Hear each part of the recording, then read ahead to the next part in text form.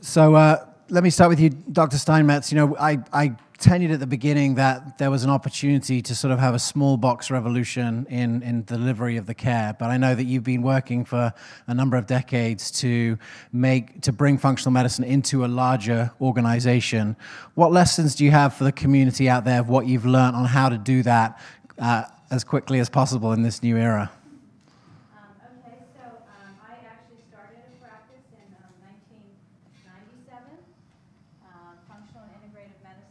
And I'm sorry, that's not right.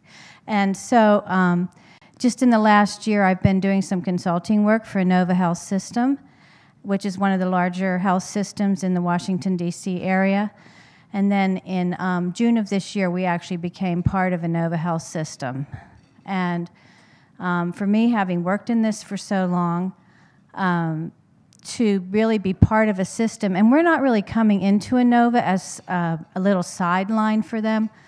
We're actually coming into them as an equal partner, and it's been really exciting for me. We're going to be working with the cancer people, the cardiology, the neurology, and we actually are hoping to bring this into their primary care practices. I'm hoping to do protocols for the primary care doctors, finding ways to make it easier and cheaper to bring this into a healthcare system. So we're just starting, but we have lots of big ideas. Thank you. I'm sorry about the mic situation here. You know, Artemis, I'd like to come to you to one of the points you made. You mentioned that in science, there has not been adequate looking at the 3 to 6 ratios in the control of scientific experiments generally. When you add on the microbiome as something that has not been able to be controlled at all, how reliable do you feel that these sort of big studies have been in the last 20 years without that kind of control mechanism? I'm not quite sure, you know, what you mean by that question. You want to restate it, maybe? Sure. What I took away from one of your points there was that without understanding the 3 to 6 ratios of the underlying diet of people in a study, that there's a lot of variability if they're eating the Western diet. And so potentially the results of the study are not as objective as you might hope. And then I was wondering, with that information plus the microbiome, which is something that we only just came to understand, is there a situation where you could see that potentially large-scale population studies were not as reliable as they made themselves out to be? Well, first of all, let me say, it is not that difficult to set up very good clinical intervention trials. We know how to do it. They're a little bit more expensive. And because of the expense, people make the mistake to do all kinds of short little trials without controlling them properly, and you end up with conflicting results. And this is a big problem, definitely in nutrition. And the moment you do clinical intervention trials or even the genome-wide association studies, if you don't put in a nutrition component into the study, you can find the association with the gene, but you don't really know what the effects are. So you really need to insist, and I think it has to come from the people. It's a political problem because it's very expensive to do a very good study. Relative to the microbiome, we're just at the very beginning. And I think there is a lot of hype rather than actual information. And most of it is really from animal studies rather than human studies. Although there are just a few small human studies that they show the obese have a different combination of bacteria in their microbiome, and that with the omega-3 fatty acids, you can actually change the composition. But how long this will take and how much the effect is, we don't really know that. But this is very early science. Ashley, you want to jump in? Yeah, it strikes me that we were talking about the intersection of digital. I think I might. So I can't. Oh, okay. It strikes me that we were talking before, and at the break, you were talking about some of the sponsors and really talking about how they can improve clinical practice for practitioners.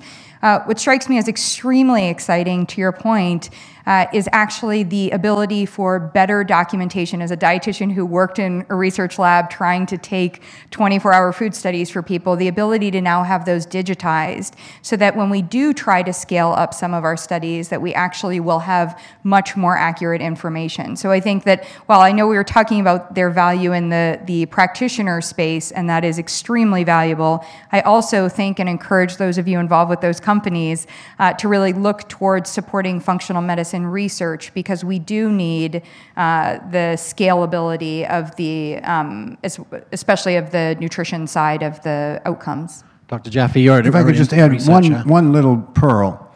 One of my mentors was Dr. Dennis Burkett. We used to call it digestion. I know when we call it the microbiome, it's all new. But 30 plus years ago, I learned from him that healthy people take in 40 to 100 billion healthy bugs a day. Acidophilus is a feeder. You got to take it in every day through fermented foods or supplements. And by the way, live bugs work better than dead bugs. And human implantable multiple strains, in my experience, are much more effective. And in our experience, you can change the microbiome in a matter of a week or so. Look at the data of Joel Doré and others who do complete microbiome genetic analyses. And they're showing that when you shift to a healthier consumption of supplements and whole foods, within just a week to 10 days, you get a dramatic improvement in the microbiome and the communion between the microbiome and the metabolome through the mucosa of the intestines. Wow, that's really interesting. Doc, you want to add something to that? I was just going to say, one of the things I found working for a big organization, that we actually have the opportunity, we have a whole grants department, so they know how to write grants, they know how to look for grants, and so I've been talking to them, and I'm going to actually be working with them to sort of see what's available out there that we can do studies at Inova. And again, we have the support of this whole big system, because most of us know in a small practice, we really don't have the time to do studies, and we don't have the time or the knowledge to apply for grants. Can I follow up with that, Dr. Steinmetz? I know as someone on the coalface of doing functional medicine for 2 decades, you probably come into contact with people who have referred to your work as unscientific and maybe even skeptical of it. How have you worked with that and helped people to understand what you're doing and why? Well, I think I have one advantage in that I've been in the community a long time, so that people know me. And one of the things I always try to do was kind of give my qualifications when I'm talking to somebody on the phone that's another physician. So I'll say, well, I went to the University of Arizona and I did the Integrative Medicine Fellowship with Dr. Wiles, so that kind of they have their ear. And then I really try to, if I'm talking to them about something, let's say we're doing reverse T3, and they probably have never heard of it, and I can sort of say, well, you know how that works, and I explain to them scientifically how it works. We do a lot with small intestine bacterial overgrowth, and so it's really important for me to say, oh, I saw that and up to date. So I always kind of try to slide these little scientific things in and little qualifications in, and I really try not to say anything that I think would make people angry. And in our practice, what we really try to do is practice a certain way. So one, we use the science, which I think is really what functional medicine is founded on. And then we try to do things that are historical. So we all do acupuncture, we do Western herbs, occasionally some Chinese herbs. So we stick to the science and the historical, and I think we're in pretty good shape on that. Beautiful. Ashley, I'd love to just come to you here for a second. Obviously, we had a chance to meet through your curation of the sort of cross-section of digital health and functional medicine at the Integrated Health Symposium, and you've been sort of tracking the digital health revolution. What do you see now that we're sort of a few years into it as the real potential of the sort of congregation or the convergence of these two areas? Yeah, So I started my practice about 20 years ago in Los Angeles, and it really was to the horror of my father as a pediatric surgeon when he opened up my trunk and saw that that was where I had my patient files, and I drove them around everywhere, and he was like, so do you valet your car? And I'm like, totally, I live in LA, of course I valet my car. And he's like, so you are committing a HIPAA violation? Like, I mean, he literally exploded on me and is like, we're going to go buy you a computer right now. And at the time, it wasn't really even about convenience. It was about wanting to make sure that I had all the information that I needed for my patient at whatever point I was having an interaction with them. So over the years, I felt that every time that I could, probably prompted by nice little emails from my father about, hey, there's this digital thing or there's this thing available. And I started to attend a lot of the digital health conferences. And what I found was there were none of my fellow practitioners that were there. And that was really frustrating to me because we all need these tools. I've had practitioners say to me, like, what do you do when you tweet a patient? Do you respond with something that's specific to them, et cetera? And so I think the evolution of medicine, and you were talking about it as we opened it up today with this idea of how quickly bacteria has evolved and the conversation there, we really have to understand that our tools and how we navigate information and control that information are going to be as important as the information that we're communicating. And so in all of that, what I think has happened in the last couple of years is you really can't have your practice be what you need it to be as a functional medicine practice if you're not embracing the digital health tools. So I think it's absolutely critical to engage, whether it's with some of the companies that we mentioned here, or simply to have a sharing. I mean, one of my favorite pieces about the track that we've put together at the Integrative Healthcare Symposium, if any of you are attending, has really been a resource sharing. And we specifically don't do it CME because we want to be able to talk about, well, this service has worked for this and this part has worked for this. And I think that sharing is what's going to be so critical, like the data sharing and research, as well as the communication sharing through the forum. Well, I noticed how you did that subtly on Twitter. You're probably the biggest tweeter here. Did your dad teach you Twitter? No. Okay. But no Twitter handle for him. Someone asked Dr. Jaffe, how do you get these ripe vegetables into teens? So maybe both of you. Right. How do you get healthy food into children? There's several ways. One is to understand that if your tongue and palate have been addicted in childhood, it has to be rehabilitated. How did we do it with our own children? We showed them the seeds from which we grew some plants that they took possession of, they took ownership of, they engaged with, and then we showed them that they were yummy. So make it savory, put in a lot of herbs and other yummy things, use Celtic sea salt and fresh ground pepper. The piperine from the pepper helps the nutrients get into you.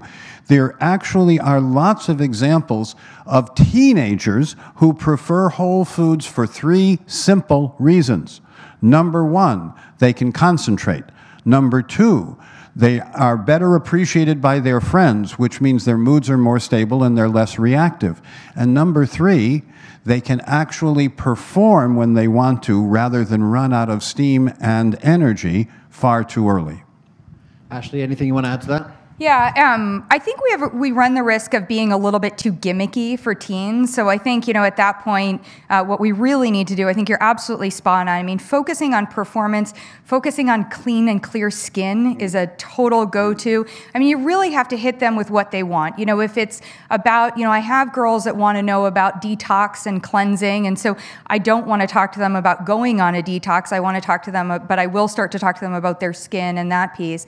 And I think the other part is really the ease. The easier that you can make it. And I guess the final piece is we all know if there are teens that are not eating any vegetables, it's very likely that they're also not eating with their parents, or if they're eating with their parents aren't likely to be eating vegetables. So, it is kind of that tough space where you do have to turn around and say you do have to make that extra effort to role model what it is you want to see. And my final piece is, having worked with teens for decades, they come back and they find it. So also don't let it be the thing that ruins 5 years of your life from a stress standpoint. Find a couple of vegetables you can agree on and don't make it a fight every day. Awesome. Another great tweeter, Dr. Bonnie Feldman, an autoimmune specialist, has tweeted a question for Dr. Simopoulos. Doctor, she's a rheumatoid arthritis specialist. She was wondering, is there a different 3-to-6 ratio for patients with rheumatoid arthritis that you'd recommend? Right. Mm-hmm. What I would like to state very clearly is that you have to think in terms of balance. The omega-6 and omega-3 ratio during evolution and in the studies of Crete and other studies really should be 1-to-1 or 2-to-1. Even up to 4-to-1, you get very good results. But the closer you get to balance, the better you're off. Now, this does not mean to just only add omega-3s on top of your high omega-6, because the dietary recommendations very clearly state that you don't need more than 4 grams per day of omega-6 fatty acids, and with an upper limit of 6. Now, I can tell you, in the US food supply right now is about 17 grams per day. And at that level, women that carry a special gene that makes them prone to cancer are much more at risk at a level at 17 or above 17. Now, in terms of percentages, if you don't like to hear grams, it means about 4% and not more than 7%. And the irony is that the American Heart Association recommended an increase of linoleic acid, omega-6, up to 10%. 10% omega-6 fatty acids per day on a 2,000 calorie is 22 grams. So that's why you need to really make a drastic change. You've got to cut down on the omega-6 fatty acids, and you can do that by using olive oil, canola oil, macadamia nut oil, hazelnut oil. All these oils are very good. You cannot continue to use the oils where the ratio is high, and that includes soybean and includes corn oil, sunflower. Now, there are monounsaturated sunflower oils. I'm not sure about that because the fact that monounsaturated, I don't know what else has changed there. So I would not recommend that. Let me just add a moment to reframe the question. Rheumatoid arthritis is one of the many autoimmune diseases. If you want to manage an autoimmune disease, you need to understand the tolerance and intolerance in the immune system, and that's what the lymphocyte response assay, the LRA by ELISA Act, the lymphocyte response assay provides.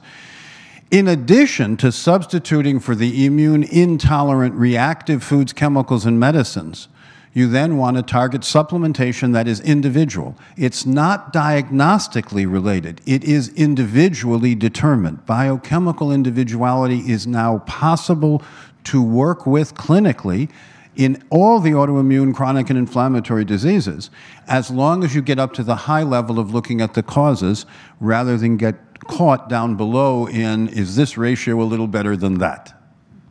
Well, just a moment, let me just say one thing about supplements. First of all, I know how many of you take omega-3 supplements? Okay, in order for those supplements to be properly absorbed, you need to have high amount of green leafy vegetables in your diet. Now, a lot of people in the US take supplements, but if you look at the Haynes data and other data, they are very low on vegetable intake, particularly on green leafy vegetable intake. So it becomes very important not only to take the supplement, but to think how that this supplement is going to be properly absorbed and metabolized. So you really have to make changes, not only in taking the supplement, but increase the amount of green leafy vegetables and other vegetables. Yeah, I think one of the key things in that comment, and going back to my talk on infobesity earlier, is that we have to be careful, too, to not just create ratios. That's a great conversation amongst practitioners, but when we throw ratios out to the public, I think the challenge with that is I have a lot of people that try to supplement their way to ratios and don't look at the collective conversation of what does your diet look like, and then what is your supplemental, by definition, supplemental to a healthy diet, going to help you accomplish. So there may be days where your omega-3 intake is much lower, and as a result, supplementation might need to be much higher. And there may be days at home where you've got your hemp seed oil, your walnut oil, or these sorts of things, you're able to consume them throughout the day, and you may need less from a supplement standpoint. So I think that education, again, probably falls more to the role of the dietitian or the health coach or someone from a nutrition standpoint. Very helpful if we have the technology to also get that real-time information. So one last question. You know, we're here in the seat of power worldwide, Washington, D.C. I would imagine, you know, there's powerful, interesting people in the room right now. I'd imagine all of your patients fall into some of those categories because functional integrated medicine has come to the rich first. Amongst those people, and you don't have to break any HIPAA violations, but do you sense that there is a sort of a group of people who have the ability to make changes who are sort of getting it? In whatever way you define it, but getting the things that we've been talking about for 31 episodes, what you've been talking about for decades. Do you feel like this is arriving? Maybe we can start with you, Russ, and just we can end with Dr. Steinmetz down here. Yes, I agree. It does come down for me to what you eat, digest, assimilate without immune burden, living in harmony with your nature, and seeing that we can translate this into a saving of $8 trillion a year by saving 1 million lives that are avoidably lost. Yeah. So I've only been in DC for 3 years, and I came from Hollywood. I am happy to say that as great as we see on the West Coast, the adoption and the understanding, I think it is very clear here. But it's interesting how small the steps are comparatively. So, just I have a patient here who's in Congress who, now takes a little baggie, still takes it in a plastic bag, despite my trying to get him to take it in a different container, but it's an organic trail mix. And he says, oh, it's so interesting. Like, I don't fall asleep anymore at work. And I was like, I had a day where I thought about that, and I was like, right, you were in session where they were talking about Syria. This is a good thing. So I think it's happening, but I think we have to remember that, it's small, literally, and pun intended, small bites that are happening. I don't see, alkaline forming foods as a topic of conversation on the Hill. They should be, but it isn't. But you also do see people now getting greens juices on the Hill, which is kind of cool. Well, I'm sure you know that the food lobby is the biggest lobby.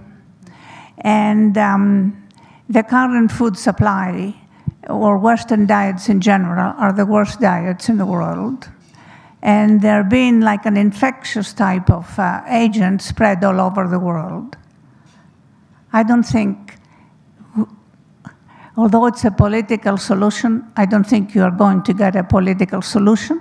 That's why I think what you're doing and what doctors are doing and health practitioners are doing, reaching down to the people and have the people being not informed, that's not enough, motivate them to have a proper diet, exercise, and you have to focus on the culture, because this is not a culture that emphasizes health.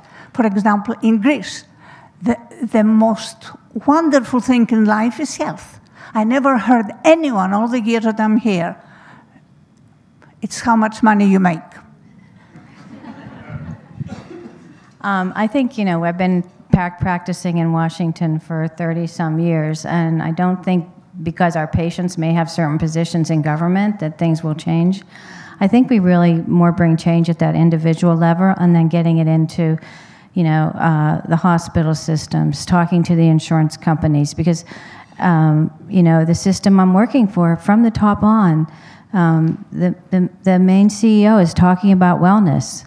And when we sit down at the meeting, it's not that they're not, the hospital system wants wellness. And when they talk about wellness, they want to say, let's not just give a blood pressure medicine, but let's get them off medicine. The barrier is really with the insurance companies. And I think that's really the next place that we really have to work on. It's really with the insurance companies. Unfortunately, the insurance companies have a cost-plus arrangement, kind of like the military, and that's how you get a $20,000 toilet.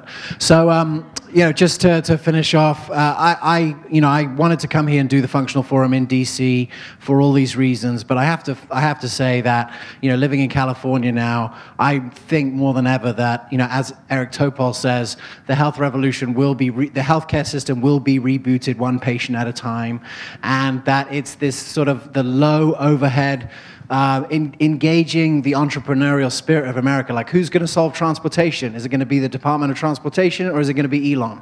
It's obviously going to be Elon, right? So, I think the same thing is in health, and it's these innovators at the front end, the functional medicine community, that I think have it in their power to do so.